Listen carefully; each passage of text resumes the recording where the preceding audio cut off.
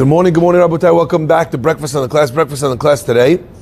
Sukkot edition is dedicated in loving memory of Shmuel Shoshani, Alav Hashalom Nishmat Shmuel ben Rivka, Yosef Habib, Alav Hashalom on his Askara, sponsored by the Zara family.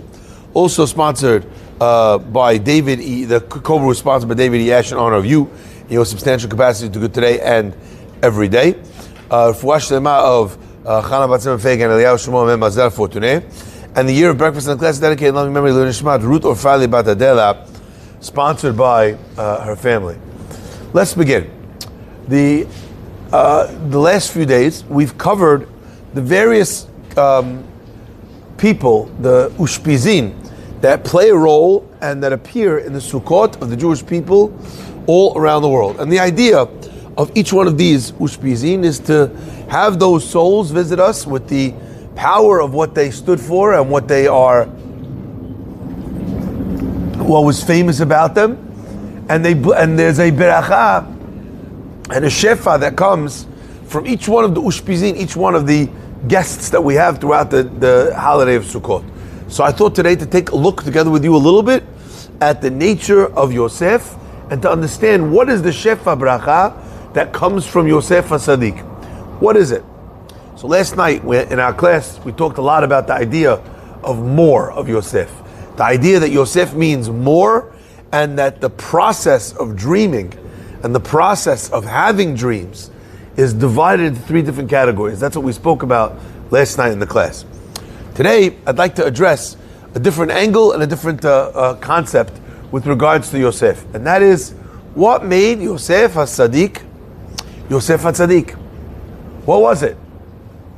And it's interesting, because if you look in the story of Yosef's growth as a child, there's no great moment that he has as a child. You know, he brings dibatam ra'ah el avihem, he brings evil speech or bad speech, critical speech about his brothers to Yaakov Avinu, right? So, you know, that's all we've got, right? What else do we have to describe who Yaakov Avinu is? Nothing. Sorry? The very first time we find Yosef HaSadik doing something that warrants him being called a Sadiq is the story of Eshet Potiphar. The Pasuk tells us that the wife of Potiphar, she decided that she wanted to be with Yosef, so she tells Yosef, you need to be with me. She waited until no one was in the house, everyone left. She says, now's our chance. Let's run away together. We'll go have Elvis marry us in Las Vegas. We'll elope together. Chalas, let's go. Anyway, Yosef, not interested. He refuses the temptation to be with her. And as the Pasuk says, he wriggles out of his jacket, okay? And he leaves his jacket in her hand.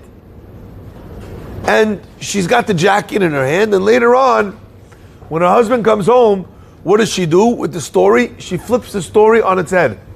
She says, you brought this guy, this Hebrew slave, he tried to take advantage of me, I fought him off, look here, I have his jacket, as proof that he was here at the scene of the crime.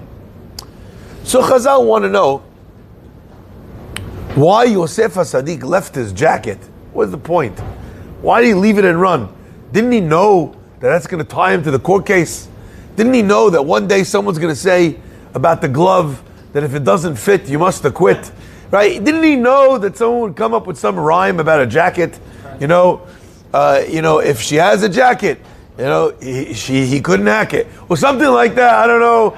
He'll throw lines out. What's going to happen with the guy? You can't leave evidence at the scene, right?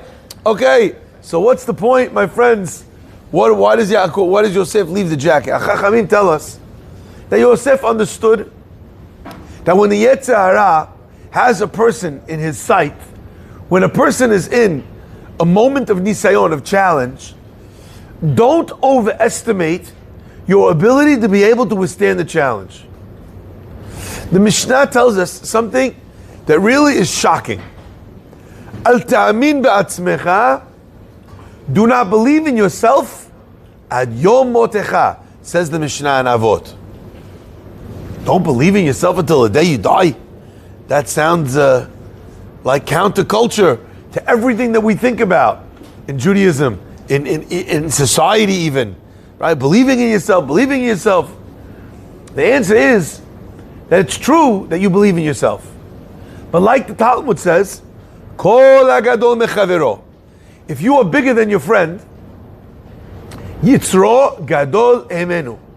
His Yetzer Hara is also bigger than the other guy. If you're bigger than your friend, your Yetzer Hara is also bigger than your friend. You know why? Because the Yetzer Hara is a part of you. And if the Yetzer Hara's job is to trip you up, so however good you are on the side of good, God makes the Yetzer Hara have the power to try and tempt you on the other side. The Yetzer Hara is very clever. He doesn't come to a Sadiq and tell the Sadiq, listen, you should break Shabbat. He convinces the Sadiq that he needs to break Shabbat. Why? So that the other guy, the non-religious guy, will feel connection with him, and then maybe, he convinces him to be lax for religious reasons. He makes him think, right? That's how the Yetzer Hara plays with someone like that. It's a mitzvah to do it. So, kol hagadol mechavero yitzro gadol emenu. So therefore, when we say, al ta'amin ba'atzmecha, don't believe in yourself, aren't you supposed to believe in yourself? The answer is yes, you're supposed to believe in yourself. But you know what part of believing in yourself means? It means that you also better believe in your Yetzer Hara. Because if you believe in you and you're great, then you know what that means about him? That means that he's great. He's, in fact, in some ways, he's greater, like Joey said. Why? Because he knows every one of your buttons. He's been doing this since way before you were born. He'll be doing it after you die. My friends, what Yosef understand? He understood that he withstood the challenge and he wriggled out of his jacket. But if he waited 1 extra minute, the amount of time it would take for him to wrestle the jacket out of her hand, maybe he would change his mind. My friends, you're about to lose your temper. What do we learn from Yosef? Get out of there. You're in a situation where you're being tempted in business to do it. Your partner is telling you, we should do this. It's not okay. You tell them it's not right. It's not correct. It's not proper. It's not ethical. But come on, stop being such a goody two-shoes. You think right now you're capable of standing up to him. Right? That's what everyone thinks. But we learn from Yosef. You know what makes him a Sadiq? What makes Yosef a Sadiq is that he knows that you cannot trust yourself. Now let me explain again. That does not mean that you have a low opinion of yourself. It means that you have a very high opinion of the Yetzer Hara that's part of you. You know why? Because if you're high, he's higher. So my friends, I want to try and understand and adapt this idea. So what is the beracha of Yosef HaTzadik? Well, let's understand what makes him holy. What made Yosef holy was his ability to say no, even when it was a very difficult thing to say no to. Sometimes a no is very easy. I remember when I first came to the Beit Knesset, that first few Shabbats, I was walking up in the street, and there's a non-kosher restaurant here, Nello's, and I saw some guys that were in the shul on Shabbat. I saw them in the restaurant. So you know my style. I don't go to the guy, yell at him, scream at him, flip his table. That's not how I roll, right? That's not my, So I went up, I said, Shabbat Shalom. So wonderful to have you in shul. We're having a class this afternoon. It's on kashrut. No, I'm sketching, right? Nice, very calm. Show the guy I love him, even though I don't want him to be embarrassed. I want him to feel like he's part, like he's done something. He's done something good. He come to shul. He came again to shul.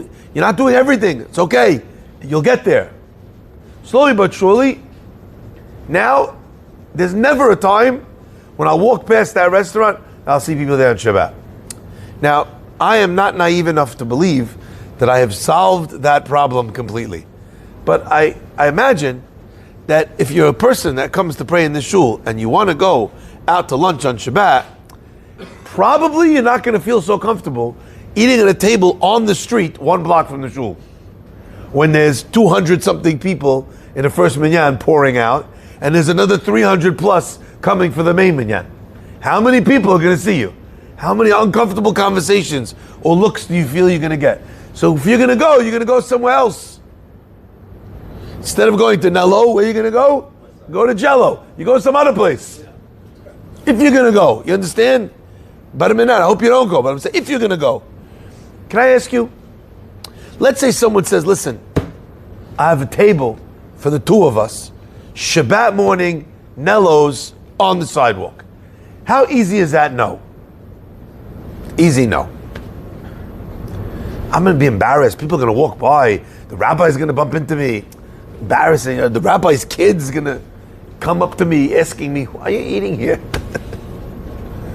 I don't know what I need that for. Easy, no. Yeah? Can we agree? Yeah. Imagine, as an example, someone comes up to you in the knis, says, look, I just got my hands on the most delicious ham sandwich. Here, fadal. Take it upstairs, do netilat yadayim, have it at breakfast at the class. Is that an easy no? Easy no. My friends, we were not created for that no. That's not the nisayon, the challenge that God is setting us up for. For some guys, that's their challenge. But if you're here and you're listening to this class, odds are that's not where your no lives. Your no lives over here. And by the way, from the time you started listening to the class till now, your no might have changed dramatically. Rav Dessler has a beautiful piece in Michtav Me'Eliyahu called Nikudat HaBechira, in which he talks about the point of free will, the place where your free will lives.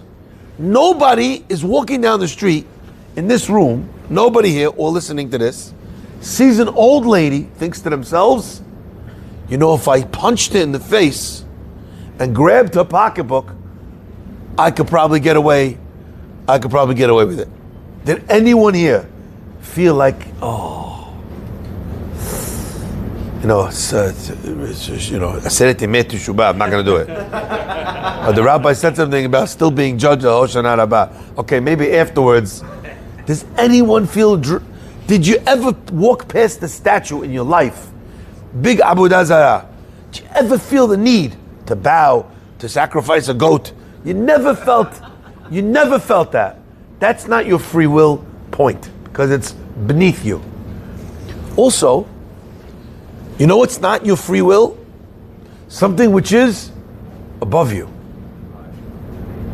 So as an example, if someone says to you, listen, oh wow, I just got in extra copies of the Sidur Harashash. You want to know what that is?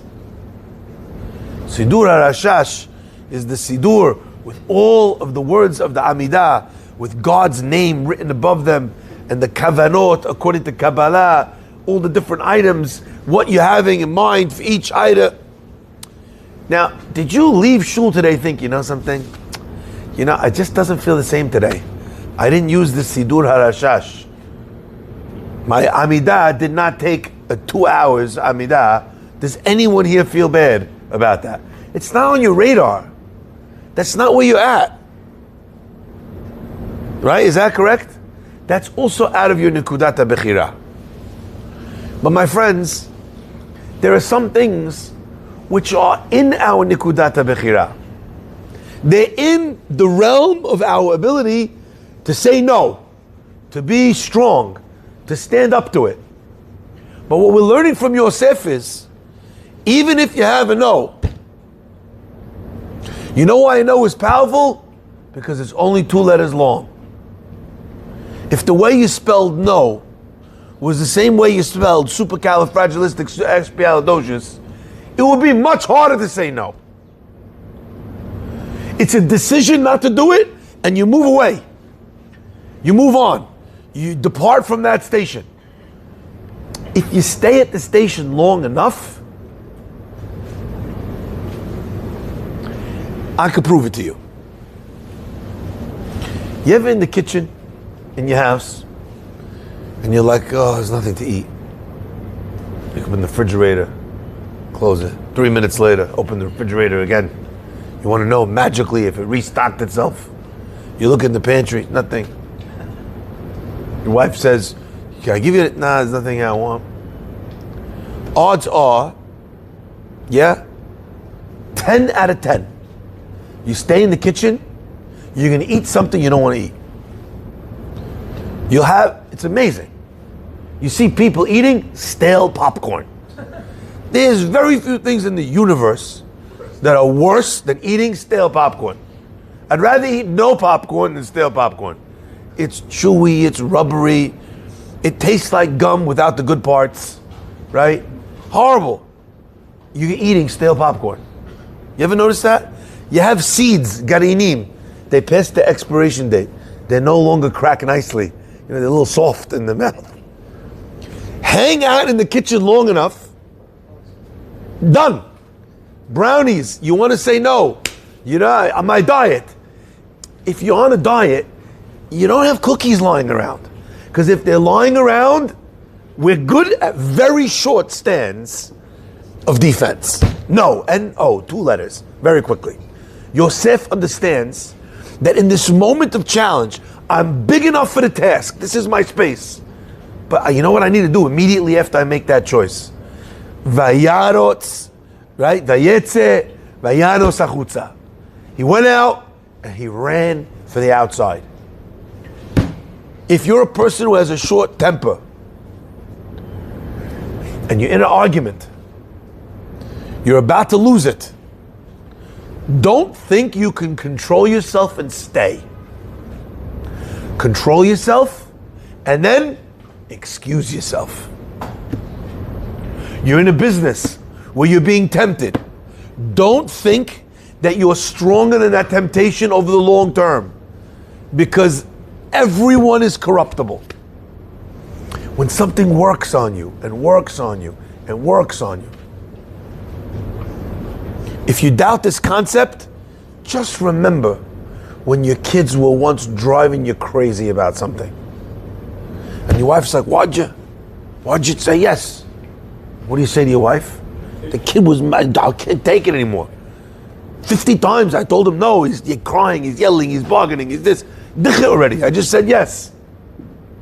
If a little kid could get to you, don't you think the Yetzer Hara, who's bigger than you because you're big, is going to be able to get to you?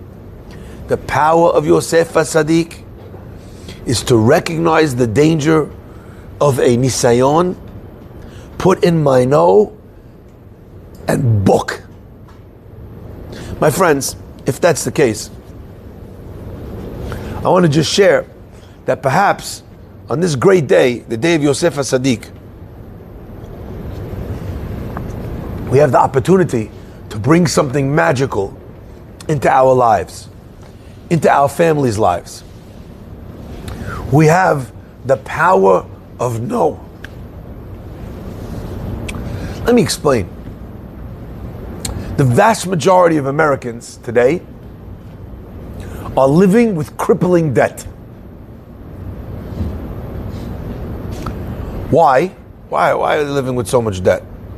So you'd imagine, because they have a mortgage, they have to send their kids, they have the student loans. Okay, what are you gonna do? You go underwater. Unfortunately, that's not why most Americans are living with crippling debt. Why are they living with debt? Why is this country having so much problem with debt and bad debt? You know why? Swipe. And then they realize, something? It takes them at least 1 full second to swipe. I bet you we would make more money off of these morons if we could get them to tap. How much time does tapping your card work versus save you versus sliding the card? How much time? Is it 1 second? Let me tell you one thing.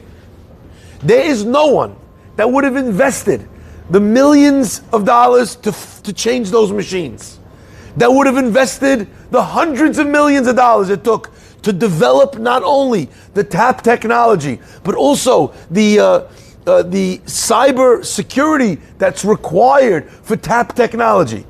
If that 1 second did not make a huge difference in the spending habits of everyday Americans. And if 1 second makes such a difference, how much do you think 2 minutes makes? Or 5 minutes? Or 10 years? Hanging out with that guy who all day long, all he does is he drops curse words. This bomb, that bomb, the other bomb. How long do you think you're going to be able to hold out on your no? My friends, our world doesn't know how to say no. We don't know how to say no to spending. The most brilliant lines I ever heard about this. It was attributed to many different people. It's hard to find out when it's attributed to so many people where the actual origin source is. But the line goes, we spend money we don't have on things we don't need to impress people we don't like. Why? Why, when you go to Costco, are you buying 48 times the amount of hummus dip and what's it called that you need? Why? Because you see a big bag and you can't say no. You know who's guilty of this? This guy. I am the most dangerous person to go to Costco. Literally, I'm the worst. Americans don't know how to say no. We don't know how to say no, my friends, to temptation. The divorce rate in America right now is around 70%. Why do you think that is? I think there's a combination of reasons. Number one, people are not investing in a relationship. Number two, people are selfish. So therefore, in a relationship, when you need to give to somebody else in order for it to work, selfish people getting into a relationship, oftentimes they're not going to be able to keep it going. But you know what? Actually, I don't believe that any of those reasons are the real reason why that number is so high. I think the real reason that number is so high is because we don't know how to say no. Now, what does it mean we don't know how to say no? It means that when there's someone else tempting us, we don't know how to say no. You know what else it means? It means that when I want to easy out, I can't tell myself no. It means that when I think to myself, this is very hard work, something, maybe I call it quits, I'll find somebody else. I don't have the courage and as well the insight to realize that the same problems I have with this one, I'm going to have with another one. We don't know how to say no to ourselves.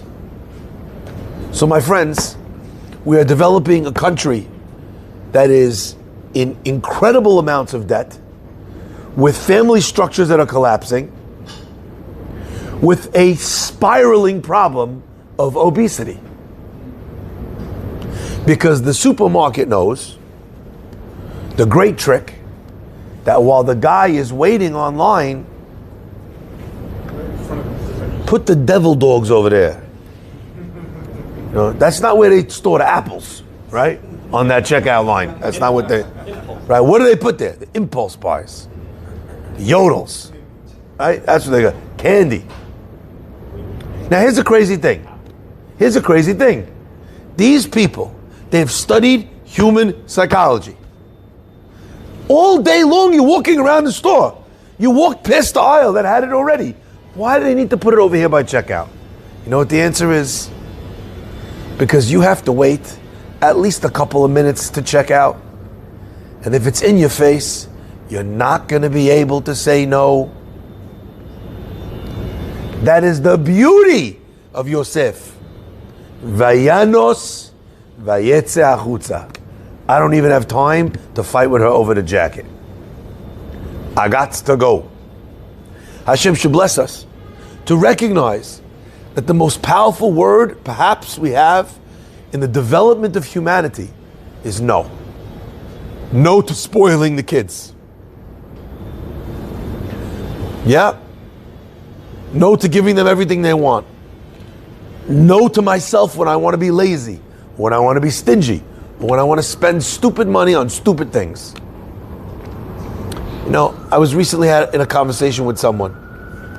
Guy tells me, I don't want to spend money, crazy money on a bar mitzvah, $100,000 on a bar mitzvah, right? Where people are going to come, have coffee and leave. What do I need to do that for? Anyway, the kid also says, I don't want to spend, Dad, don't spend the money. I don't care about it. I don't care about the party. Give me the money instead. Little kid saying to his father. Anyway, the father's having the whole conversation with me. I turn up to the bar mitzvah. And can you guess? It was a few hundred probably. So I went up to him. I looked around. I said, what happened? I couldn't. The other guy made the bar mitzvah, that one made the bar mitzvah. What am I going to do? When I have a bar mitzvah for my son with coffee? Sorry, was that a trick question? The answer is yes.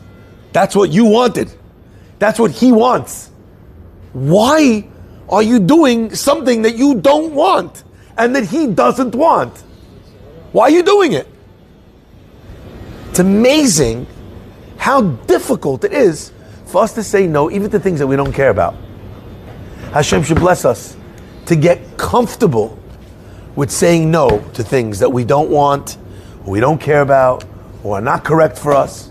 And once we have the power of Yosef and Sadiq, the ability to do that, the idea of running away from the challenge after we've taken our stand, won it, and then ran away, and then not been there, not been present to be drawn back in, and through that we'll be zocheh to be able to have the blessings of Yosef and Sadiq, where he could turn even the most difficult situation into a beautiful thing, because he's capable during a time of plenty when everybody has so much food and so much money. What does Yosef say? We're not throwing it away. We don't need to throw it away. Let's save some. Let's put some aside. That is the koach of this great man, and his ability to be able to change the trajectory of an entire country. We should all be zocheh to have his power, his shefa in our lives. Baruch Hanei Le'olam. Amen v'amen. Rabbi Chananya ben Akasham.